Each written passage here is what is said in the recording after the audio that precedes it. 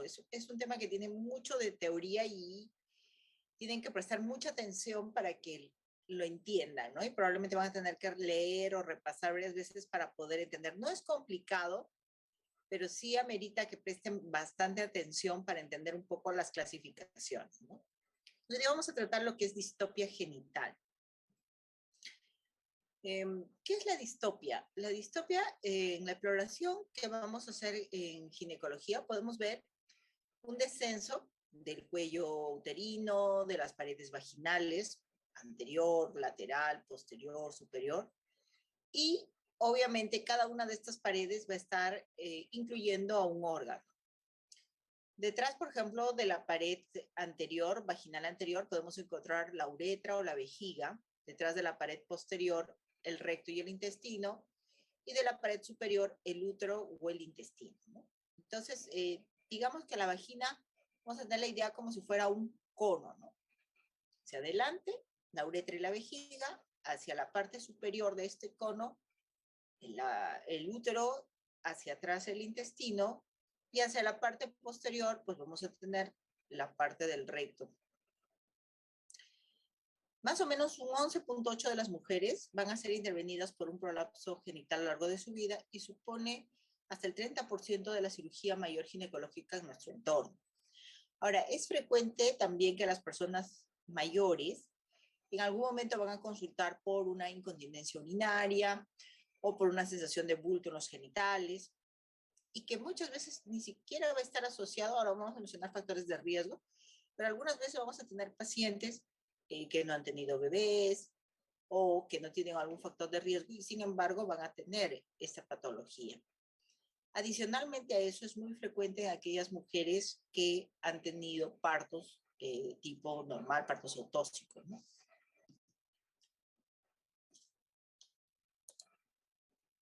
Entonces, ¿cuál es la población a la que más va a afectar esta patología? La población diana, ¿no?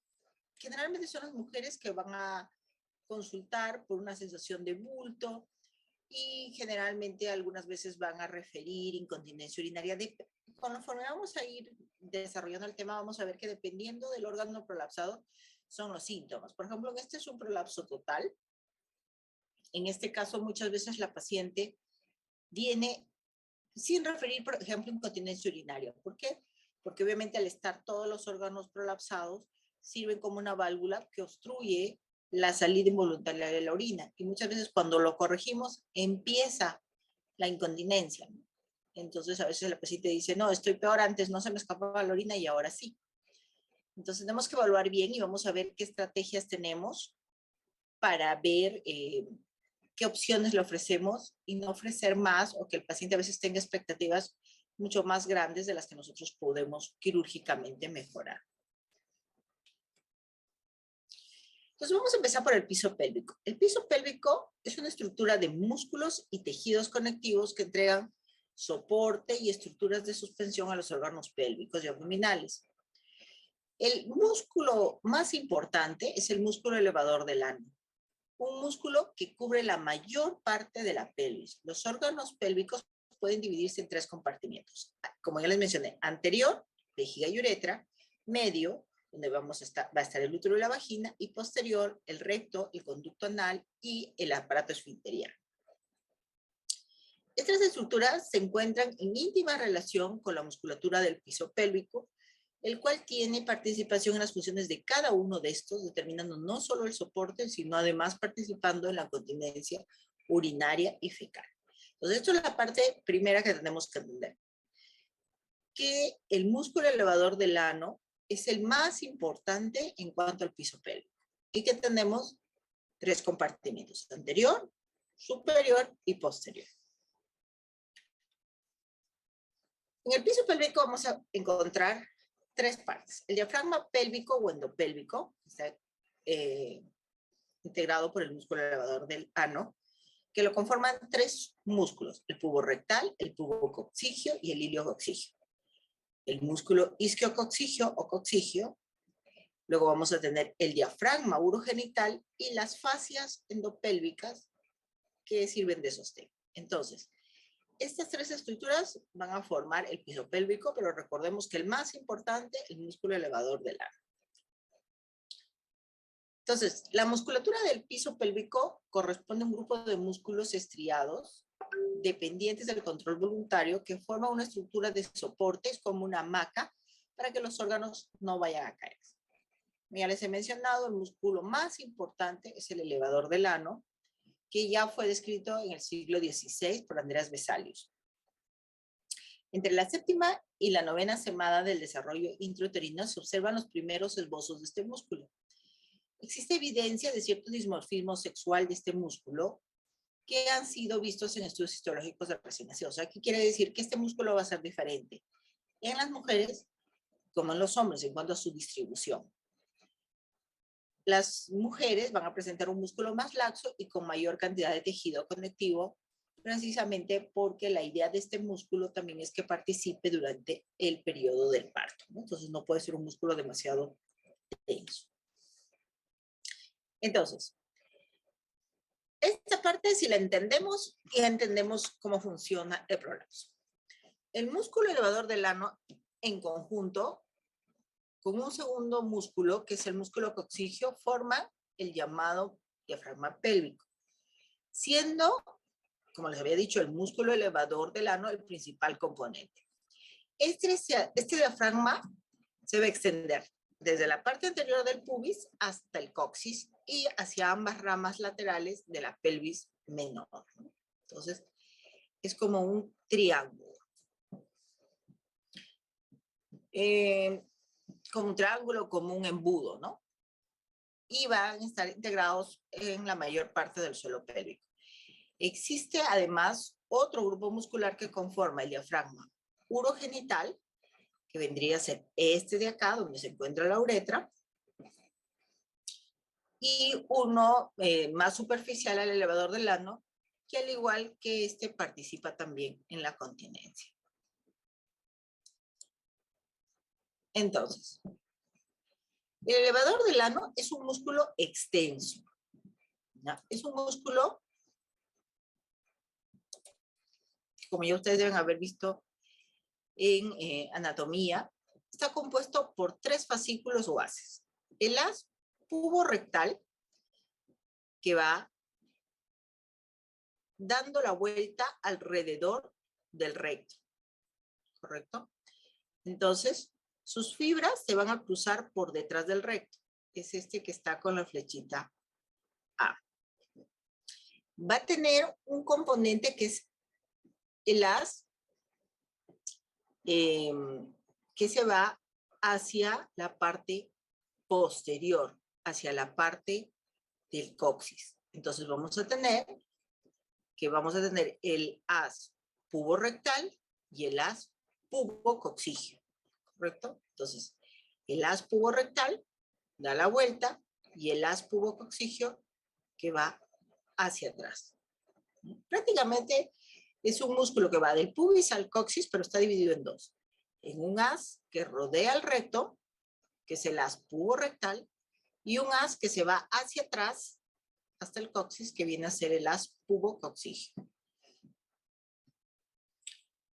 Y va a ayudar también un haz que se llama el iliocoxigio, ¿correcto? Que se va hacia la parte lateral, ¿no?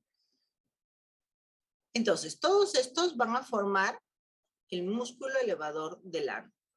El músculo coxigio también va a ayudar a formar todo este piso pélvico y lo que va a ayudar a formar el diafragma pélvico, ¿correcto? Entonces tenemos estos 2 músculos, estos 3 músculos, el puborectal, el pubocoxigio, el iliocoxigio, forman el músculo elevador del ano y el músculo coxigio ayuda a formar todo el diafragma pélvico. ¿Correcto? Entonces, nuevamente, el haz puborectal, el haz pubocoxigio y el iliocoxigio. El haz puborectal, como ya había mencionado, se origina en la cara posterior del pubis, su origen es medial y va a dar la vuelta alrededor del recto, ¿no? Y junto con la unión del músculo coxígeo, vamos a formar el piso pélvico.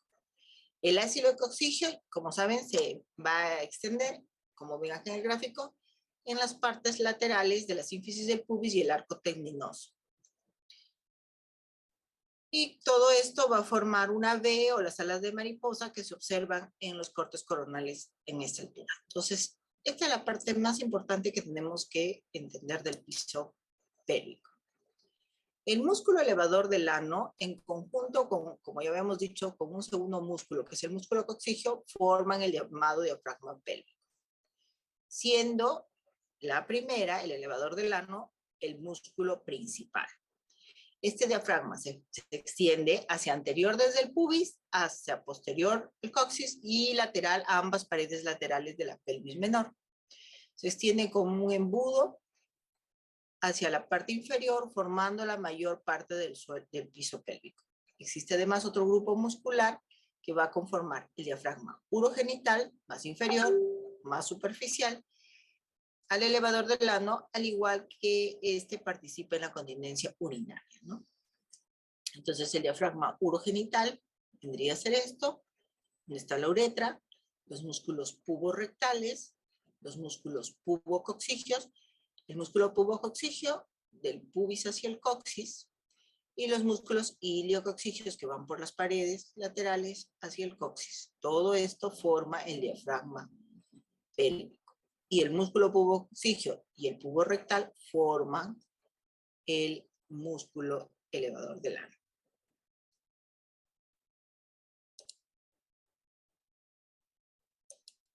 Muy bien. Entonces, bueno, también van a haber ligamentos de sostén, ¿no? Que nos van a ayudar también a darle fuerza.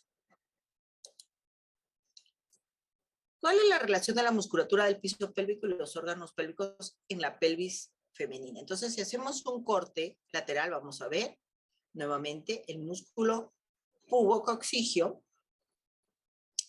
y el ligamento puborectal. Entonces, el pubocoxígeo es un ligamento que nace del pubis y va hacia el coxis. El puborectal nace del mismo sitio, pero da la vuelta alrededor del recto y va a estar en relación con el esfínter anal interno y con el esfínter anal externo. ¿Y qué órganos va a sostener esta maca? La uretra, la vejiga, el útero y el recto. Muy bien, entonces si entendemos cómo funcionan estos músculos, ya todo lo demás va a ser mucho más fácil. ¿Qué nervio se encarga de la inervación del músculo elevador del ano? Pues proviene del plexo sacro, de las ramas del nervio pudendo, perineal y rectal inferior. Ya en 1994, Sultán había descrito la prevalencia de la debilidad de este músculo posterior a los partos, ¿no? Había hablado de una prevalencia entre 15 a 35%, y había hablado de que se pueden producir lesiones a nivel de la inervación, especialmente los nervios pudendos, lo cual provocaría una denervación y atrofia de este músculo. Y esto haría que se pierda una estructura firme y por ende el descenso del piso pélvico, especialmente en los compartimentos anteriores y medios. Sin embargo, estas alteraciones siempre o casi siempre se van a asociar con incontinencia urinaria o fecal, así como una sensación de punto. Uno de los principales síntomas que mencionan las mujeres jóvenes que han tenido parto normal es que dicen, doctor, después de que me río o juego boli, se me escapa la orina, o si estornudo, se me escapa la orina.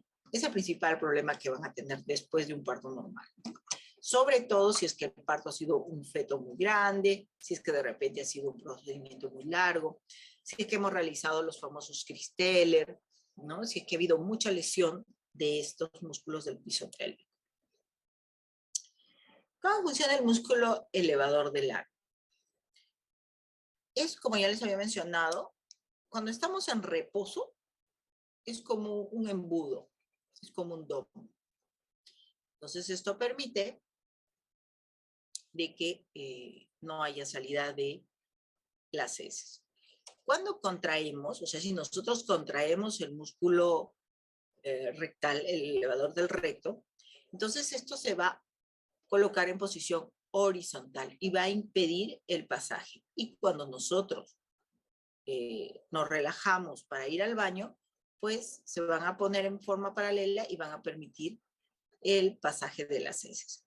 Esto hace que sea un músculo voluntario, ¿no? Los ejercicios de Kegel también están basados en eso, ¿no? En la contracción de los músculos del piso pélvico para fortalecerlos.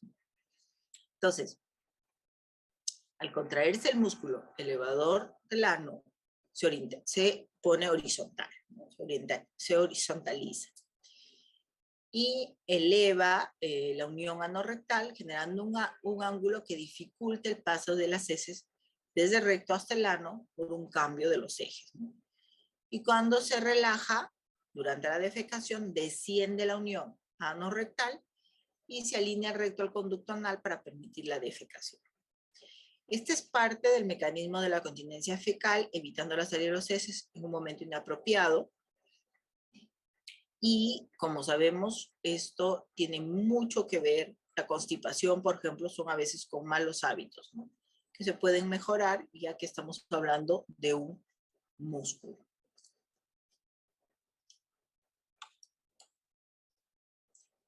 Desde el punto de vista clínico didáctico, la pelvis puede ser dividida, como ya habíamos mencionado, en 3 compartimentos. O sea, vamos a hablar del compartimento anterior, el compartimento medio o superior y el compartimento posterior.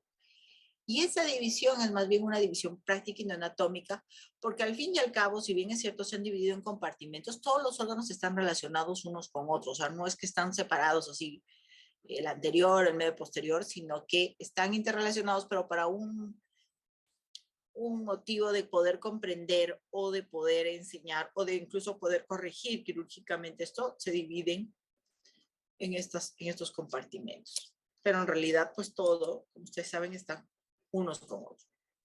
¿Cómo clasificamos el prolapso?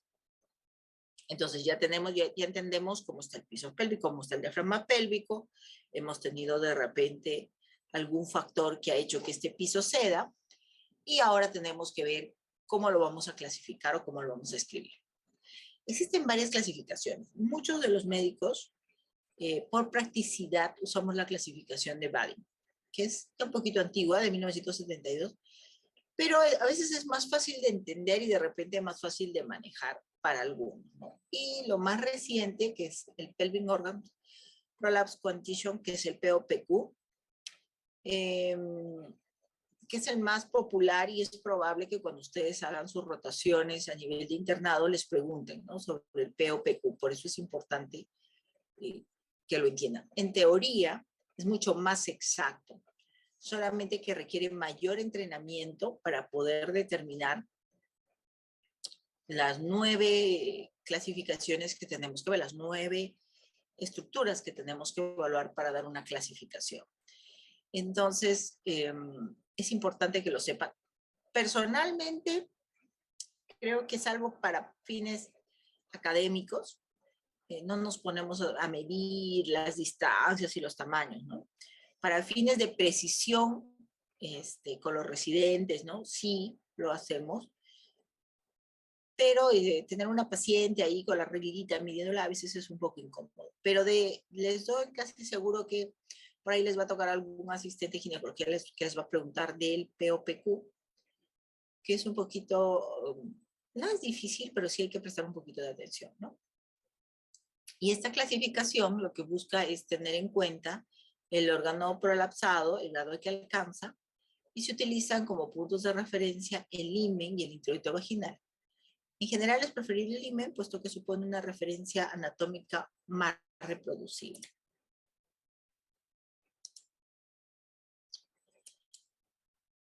Entonces, la clasificación de Baden es una de las clasificaciones más utilizadas, la nomenclatura clásica del cistocele, o sea, dependiendo del órgano que cae, ¿no? Si cae la uretra, uretrocele; si cae la vejiga, cistocele; si cae el útero, histerocele; o si cae la cúpula vaginal, o un rectocele o un enterocele, ¿no? Dependiendo del órgano que ha prolapsado.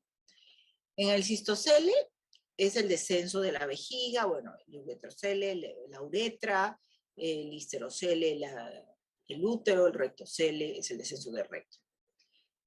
El prolapso de cúpula vaginal obviamente es el descenso de la cúpula vaginal. Hay muchos pacientes que a veces ya fueron operados, sin embargo, como estamos hablando de que ha cedido todo el piso pélvico, puede haber recidiva, sí. Entonces, a veces ya en estos casos ya necesitamos colocar mallas, fijar la cúpula hacia el sacro para que no haya nuevamente prolapsos de cúpula.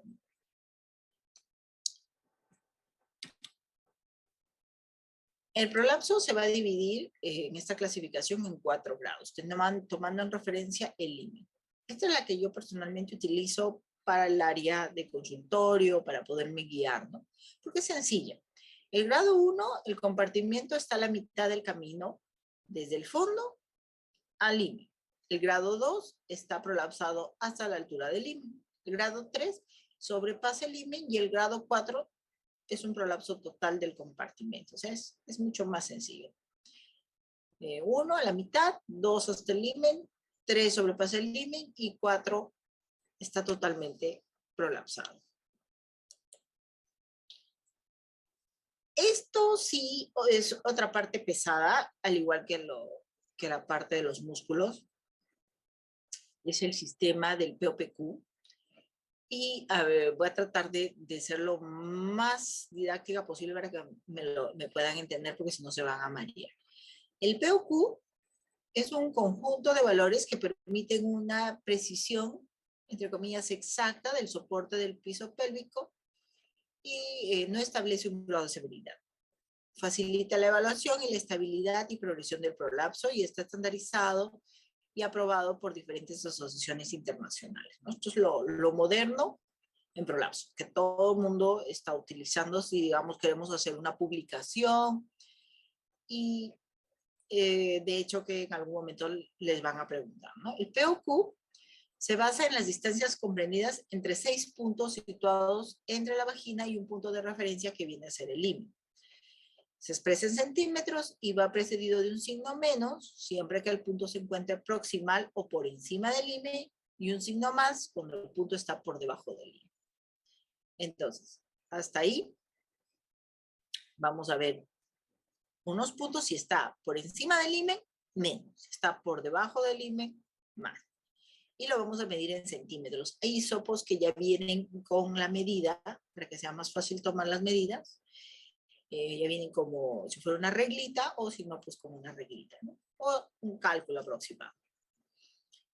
Cuando la posición de estos puntos coinciden con el plano del límite, se le da un valor de 0 y dicen que la precisión entre dos personas que hacen estas medidas es de más o menos 0.5 centímetros, ¿no?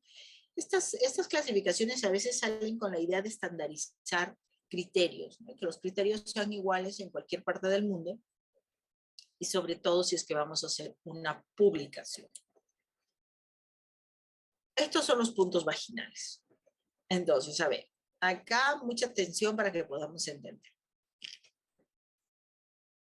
El punto AA es el punto que está localizado en la línea media de la pared vaginal anterior a 3 centímetros del meato uretral, ¿correcto? Entonces tenemos la uretra y a 3 centímetros hacia adentro en la vagina está el punto AA, ¿ya?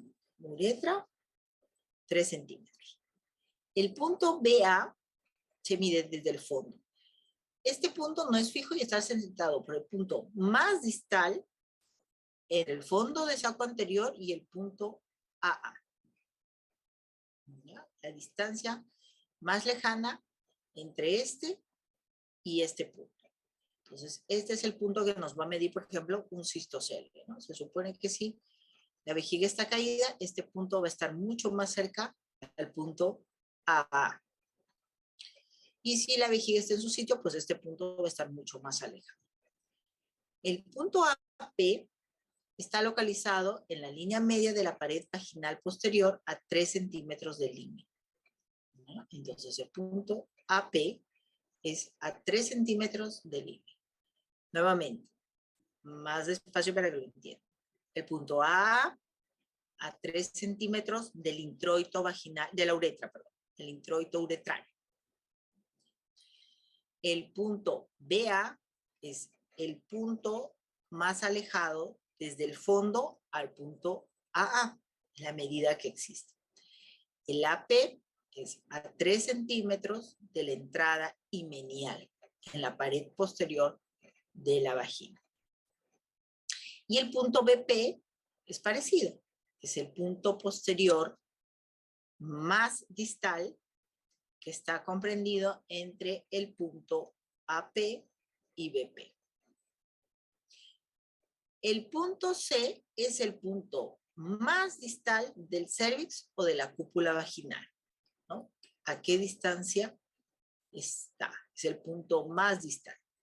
El punto D es el punto más distal del fornix vaginal posterior al fondo de saco de Doppler, ¿correcto? Hasta ahí, entonces estamos con los puntos. 3 centímetros, punto más distal, la distancia más larga entre el útero o la cúpula vaginal, entre el cervix o la cúpula vaginal, y el punto D, el punto más distal en el fondo de saco posterior. También el POPQ va a describir algunas otras medidas que tienen que ver con el suelo pélvico, que es el hiato himenial, la distancia que existe entre el introito vaginal. Se mide desde la línea media uretral y el himen posterior, o sea, la distancia entre la mitad de la uretra y el himen posterior. Ese es el hiato genital. El cuerpo perineal, obviamente, se va a medir desde el margen posterior, el hiato genital, o del himen posterior al orificio anal, ¿no? Esta es la parte que nos sirve para medir el desgarro que puede haber, o el desgarro perineal, que normalmente se presentan en los partos. Y luego tenemos ya la medida total de la vagina, que es la longitud, el TBL, que es el tamaño vaginal total, ¿no? Y esto lo medimos cuando hacemos un prolapso o cuando reducimos un prolapso. Muy bien. Entonces, hasta ahí, estos son los puntos más importantes para nosotros entender cuál es el POPQ, ¿no? Es un poco, no difícil, sino que hay que leerlo bien y hay que memorizarse cuáles son los puntos para poder medir, ¿no? Entonces, los valores que se obtienen con la exploración siguiendo el sistema POQ se pueden agrupar en estadios que se asocian de acuerdo al grado más severo, ¿no? El estadio 1, la parte más distal del prolapso, no alcanza el himen. El estadio 2, la porción más distal del prolapso está entre 1 centímetro por encima del himen o 1 centímetro por debajo del himen. El estadio 3, la porción más distal del prolapso, está 1 centímetro por debajo del himen, pero no mayor que 2 centímetros menos de la longitud vaginal total. Y el estadio 4, que corresponde a la versión completa, cuando se ha salido todo, de la longitud vaginal total, la porción más distal del prolapso protruye al menos la longitud vaginal total menos 2 centímetros. Entonces, estos son los estadios. Bueno, ¿qué criterios tenemos que ver? Entonces, antes de eso, antes de ver los criterios, les voy a poner un ejemplo.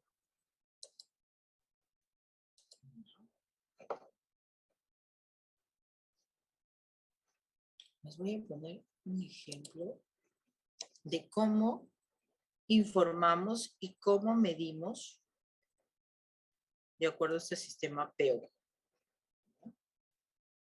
Entonces, empezamos con el hiato genital, ¿ya? Ponemos para eso, vamos a tener una tablita donde vamos a empezar a poner, ¿no? Entonces, el hiato genital, ya saben, es de la mitad del meato uretral hacia la línea media posterior del útero, ¿cierto? Entonces agarramos nuestra reglita donde nace la uretra hasta la parte del himen o del rezago himenial posterior. Entonces lo medimos y lo apuntamos. 4 centímetros.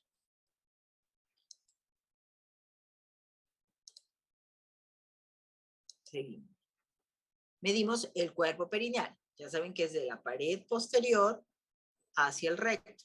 Entonces, distancia entre la parte posterior del himen al centro de la abertura anal. 3 centímetros. Ponemos el número 3. Longitud total de la vagina. Reducimos el prolapso, lo empujamos hasta el fondo. Igual colocamos nuestra reglita o nuestro hisopo que ya tiene medida y vemos cuánto mide esa vagina ya reducida, ¿no? Podemos tener el prolapso totalmente salido, lo reducimos y medimos y colocamos el largo total. Entonces, hiato genital, nuevamente, de la mitad de la uretra hacia la pared posterior del himen, cuerpo perineal de la pared posterior del himen hasta la mitad del recto y longitud vaginal total. ¿Correcto? Entonces ahí ya tenemos 3 medidas. Ahora, vamos a medir el punto C. El punto C es el borde más distal del cuello uterino o manguito vaginal. Entonces, ¿cuánto nos está midiendo? Ya en condiciones basales, el borde más distal del cuello uterino, ¿no? Por ejemplo, en este caso, como ya les habíamos dicho, si es del himen para adentro, es negativo. Si es del himen para afuera, es positivo. Entonces, por ejemplo, hacemos pujar a esta pacientita y vemos que de los 9 centímetros que tiene la vaginita, baja 1 centímetro, ¿no? Entonces, ponemos la distancia, 8 centímetros, 7 centímetros, o la distancia que encontremos. Igual, colocamos nuestra reglita en nuestro hisopo y medimos desde el cuello del útero hasta el introito vaginal, ¿cuál es la distancia? 8 centímetros. Seguimos. Medimos el punto D. El punto D es del fondo de saco posterior, entonces aquí colocamos la reglita, ya no en el cuello, como aquí, que lo poníamos aquí, sino ya lo ponemos hacia atrás, hacia el fondo de saco posterior, y medimos cuál es la distancia, que generalmente casi siempre podría coincidir con el fondo o el tamaño total de la vagina, ¿no? Entonces, como está hacia adentro, menos 9 centímetros. Si estuviera más acá, ponemos 5, y si estuviera de repente ya salido, menos 1, menos 2. Ahora, ya vamos un poquito más complicadito. Vamos a medir el punto AA. El punto AA, como ya les había dicho, está a 3 centímetros. A 3 centímetros del meato uretral. ¿Correcto? Entonces, este es el punto AA. En este caso, aparentemente hay un poco de cistocele. Como son gráficos, no se puede evaluar muy bien, pero más o menos para que te hagan una idea. El punto A está acá a 3 centímetros. Entonces, si está a menos, hacia adelante, entonces ponemos el número menos 1, menos 2 o menos 3, dependiendo de cuánto ha bajado, ¿no? Entonces, a 3 centímetros del meato uretral de la línea media. Menos 3 es normal, es la unión uretrovesical, o sea, lo normal es que esté menos 3, pero podemos tener en menos 2, en menos 1 acá vemos, esto que ha caído, por eso es que le están considerando menos 1, ¿no? Vemos cuánto ha caído, pero lo normal es que del meato uretral al punto A haya 3 centímetros, y si está en 3 centímetros, pues es menos 3. Así que empieza a caer menos 1, más 1, más 2. El punto BA es la porción, ya habíamos dicho, más distal de la pared vaginal anterior. O sea, es el punto más distal de la pared vaginal posterior hacia el punto AA. Entonces, si hacemos pujar, acá vemos que se está formando un cistocele, que es una paciente in vivo podamos ver, ¿no?, los diferentes grados. Pero en teoría, pues, este debería ser plano, ¿no? Entonces le han catalogado menos 2, ¿no? Eso es variable porque, digamos, es una foto, ¿no? Pero estamos poniendo más o menos un aproximado, ¿no? Menos 2. Quiere decir de que ha bajado menos 2 centímetros. El punto BA, ¿no? Que es la porción más distal o inclinada de la pared vaginal anterior, ¿no? Entonces, le hace pujar, ¿no? Entonces, aquí ya hemos medido la distancia, 3 centímetros, el punto A, hacemos pujar a la paciente y vemos cómo cae, ¿no? Entonces, aquí vemos un cistocele y medimos cuánto es lo que está saliendo. Le ponemos, como no ha pasado el borde menial, ponemos más 2. El punto AP, que viene a ser 3, si el punto AB era, si el punto A era el punto anterior, el punto AP es el punto posterior. Es a 3 centímetros de la línea media de la pared posterior de la vagina. Igual, colocamos, aquí aparentemente están colocando en menos 2, el valor normal debería ser menos 3, ¿no? Entonces están colocando como que ha bajado un poquito. Y nos faltaría sobre el punto BP, que vendría a ser lo mismo que en el punto AP. La distancia que baja hacia el punto AP una vez que hacemos pujar a la paciente y están considerando en menos 2. Y entonces, así es como se informa un prolapso, ¿no? Y así podemos ver, por ejemplo, un defecto anterior, ¿no? Donde el punto AP, obviamente, el punto BA está mucho más bajo, ¿no? Podemos tener un estadio 2 en el estadio AA, cuando ha bajado el punto AA, que ya saben que es a 3 centímetros de la mitad del meato uretral, y cuando hacemos pujar vemos que esto está mucho más descendido, este punto, ¿no? Podemos ver un punto 12, ¿no? Cuando vemos que ha caído el cuello, ¿no es cierto? Ya no vemos el canal, sino vemos que el cuello está mucho más abajo y está a 2 centímetros del introito vaginal. Un 2C, ¿no? Eso sería un menos 2, ¿no? ¿Por qué? Porque vemos que ya el cuello prácticamente está salido, ¿no? Un 3C, 3 centímetros por fuera. Un 4C, cuando ya todo está salido, ¿no? Cuando ha bajado hasta afuera, ¿no? Entonces ya sería un más 4C. ¿No? Ya toda la vagina y acá ya vemos el cuello externamente, ¿no? Y también podemos tener el prolapso de cúpula, ¿no? Y entonces, acá tenemos lo mismo con las diferentes medidas, ¿no? El punto A, el punto BA, el punto C, el punto AP, el punto BP, la medida del hiato. Acá tenemos la distancia entre la línea media posterior y el centro de la apertura anal. Entonces vamos marcando. A ver, hasta ahí. ¿Se entendieron los puntos? Ya se perdieron.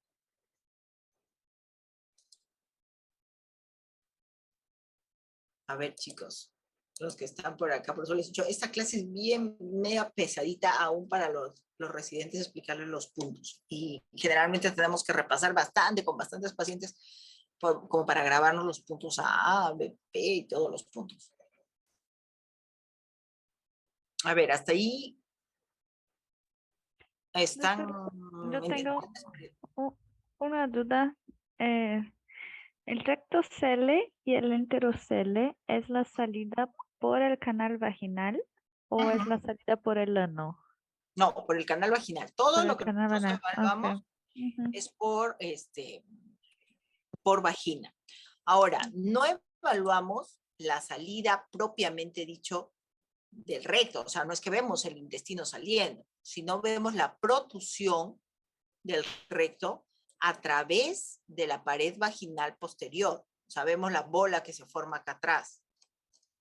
Ya, esto, por ejemplo, ¿no? Vemos esta bola que se forma atrás, entonces decimos, ya, es un rectocele. Pero no es que vemos específicamente la pared del recto, o sea, el recto en sí, sino es el recto que protuye sobre la pared posterior de la vagina. Pero eso sí, la distancia que existe entre la pared posterior de la vagina y la pared anterior del recto es muy pequeña. Entonces, cuando nosotros hacemos la colporrafía, tenemos que tener mucho cuidado porque si no tenemos el cuidado, los reparos, las disecciones, la expertise, podemos abrirnos el recto. Y lo mismo sucede con el cistocele. O sea, no es que vemos directamente la vejiga, sino vemos la protusión de la vejiga a través de la pared anterior de la vagina. Y lo mismo, la distancia entre la pared anterior de la vagina y la pared posterior de la vejiga es muy pequeña y si no tenemos cuidado terminamos entrándonos en la vejiga, ¿correcto? Pero son los relieves que hacen los órganos sobre la pared que ha perdido fuerza, ¿no? Pero no es exactamente que se sale el recto, ¿no? Y hacia arriba vemos el intestino que está protuyendo, ¿no? El intestino, que puede ser el intestino delgado que está protuyendo, o sea, no necesariamente puede ser el intestino delgado. Y cuando ya tenemos un prolapso total, incluso de cópula, obviamente los intestinos han salido, ¿no? Las asas, que pueden ser delgadas o gruesas. Y entonces, esta parte sí la tienen que revisar con calma, los puntos de referencia. Es sencillo y la práctica va a hacer que se les haga más fácil cuál es el punto que ha cedido y tener pues su hisopo marcado, incluso con el dedo, ya ustedes van a saber cuánto mide, qué parte de su dedo mide, ¿no? Cuánto mide 3 centímetros, así como en la dilatación, ¿no? Ustedes saben cuánto es 5, cuando aperturan, qué distancia es 7, cuánto es 9, cuánto es 10, cuánto es 2, igualito, ¿no? Entonces ya a veces con el tacto vaginal nosotros vemos, decimos a la paciente que puje, ya vamos calculando cómo vamos a hacer. Entonces,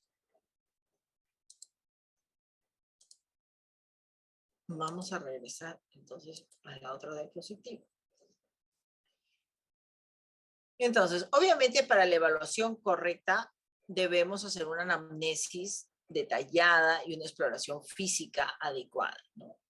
En algunas veces vamos a requerir hacer estudios complementarios, como por ejemplo exámenes de orina, valoración del residuo postmiccional, ecografía, urodinamia.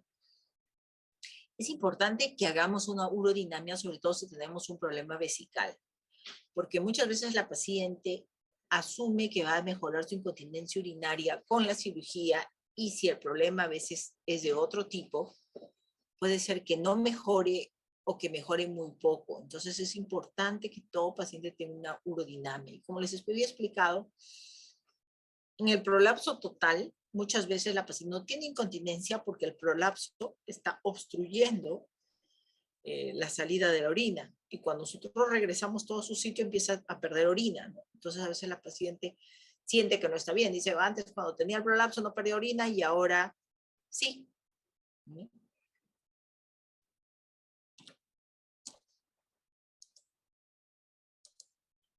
Bueno, la anamnesis, obviamente, los antecedentes personales, los factores de riesgo, el tipo de parto, ¿no? ¿Qué tratamientos ha recibido? Hay pacientes que ya han recibido algunos tratamientos, incluso hay pacientes que vienen por recidivas y a veces ya han tenido hasta malla, ¿no? Entonces hay que ver qué tratamiento para ver qué le podemos ofrecer. Por ejemplo, si es una paciente esterotomizada, si es una paciente que tiene hijos, si es una paciente que no tiene hijos, si es una paciente que piensa tener hijos, si es una paciente de repente de 70 años que ya no tiene actividad sexual.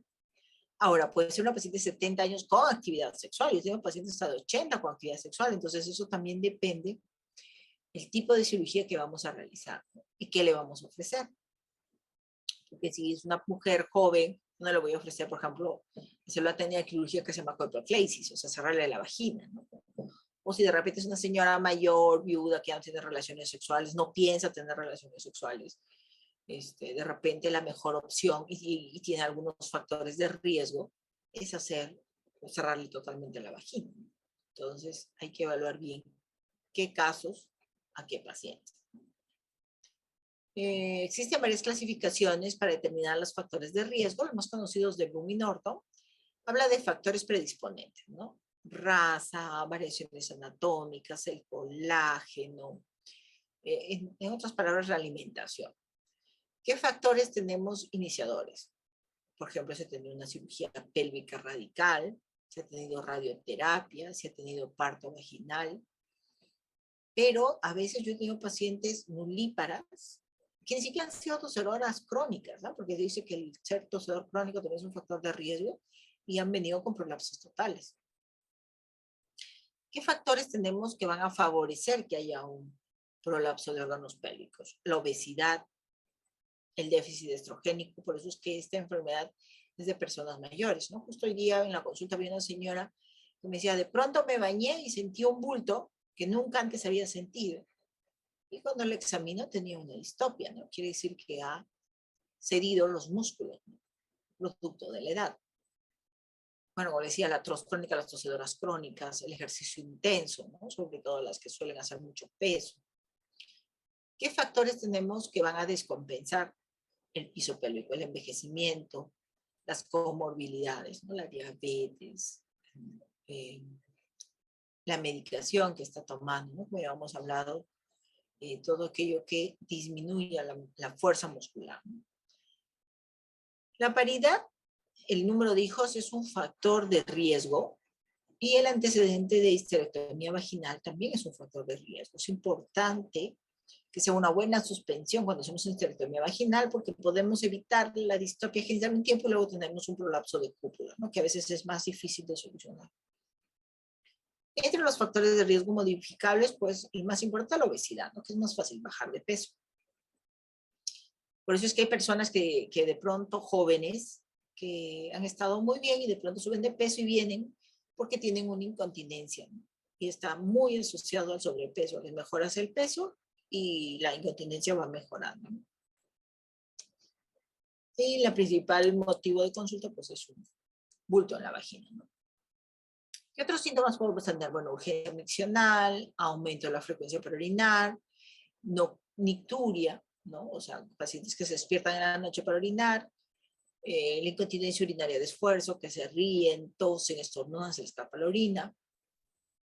Y cuando el prolapso es total, a veces no pueden orinar y refieren, tengo que empujar el bulto, tengo que empujar el prolapso para poder orinar, porque si no, no puedo miccionar, ¿no? O incluso defecar. Bueno, algunos pacientes tienen problemas defecatorios, ¿no? Que a veces necesitan alguna maniobra para poder hacer deposición. Y también vamos a tener que ver cuánto le ha afectado la calidad de vida. Esto es muy importante y esto es el grado de recomendación A, porque hay pacientes que tienen tanta actividad y de repente pueden tener un prolapso no muy grande, pero que de repente les impide realizar sus actividades con normalidad, ¿no? ¿Cuánto les está limitando? E incluso hay mujeres que a veces el estado en que están sus genitales, producto de los partos, es un factor de riesgo para autoestima, ¿no? Pacientes que vienen, los famosos rejuvenecimientos vaginales o cirugías estéticas vaginales, en realidad es corregir el prolapso, porque muchas veces, y eso tenemos que aprender cuando tenemos un parto, ¿no? Tratar de dejarlo bonito.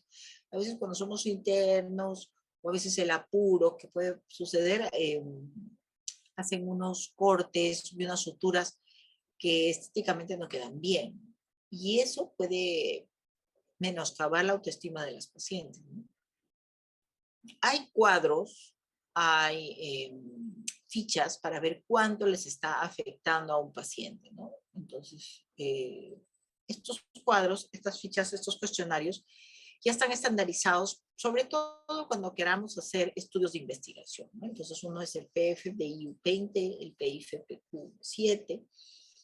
El POPQ también es precisamente, se estandarizó para que todos hablemos el mismo idioma y que cuando publiquemos todos lo mismo. Entonces, hasta ahí. Vamos a tomar un descanso de unos 5 minutitos. Vamos a seguir hablando del POPQ. Entonces, a ver, revisen un poquito, vean que no se entendió, lo volvemos a revisar al final si es que algo no quedó claro.